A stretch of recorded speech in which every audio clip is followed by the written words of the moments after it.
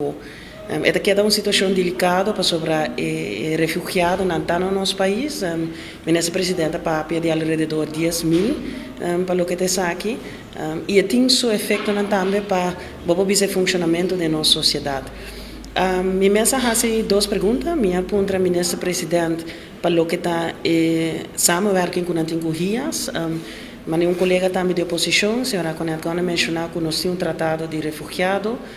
Que nós atendemos com ele, e isso aqui também me sigue bem ribadir para o que trata responsabilidade do governo também para coisa aqui, então como para facilitar a ajuda. Então, o ministro presidente também explica como é o processo aqui a Bahia. Me de duas perguntas para o ministro de Justiça e Sociais Zaken. Minha pergunta mais bem também exatamente over um tratado também. Esse é o tratado internacional Verdrag van het Recht van het Kind, onde o tratado aqui da bisa desde 17 de januário de 2001 para cá para hoje.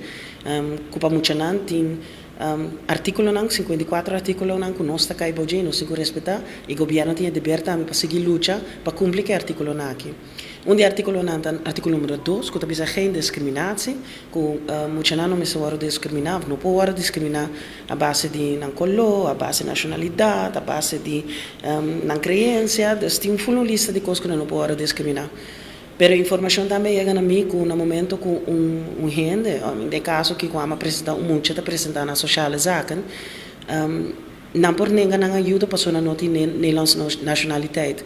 Então, minha pergunta ministra também com esta mira essa aqui, mirando que esta vai diretamente em contra do artigo número 2, que também muito não pode discriminar para a nacionalidade. A ministra contesta que, inderdaad, para a lei, por ter uitzonderingen met de waak, pero que a pessoa não pode carregar no momento aqui, para o que trata, para tu gente da comunidade, incluindo isso que não está caindo de Nederlandse nacionalidade.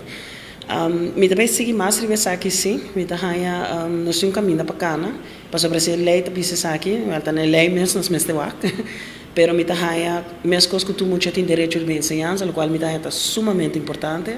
Me também muito também tem direito de ajuda e ajuda psicológica de caso aqui. Então, é definitivamente um tema que me também segui amplo e waak para onde é que não onde caminha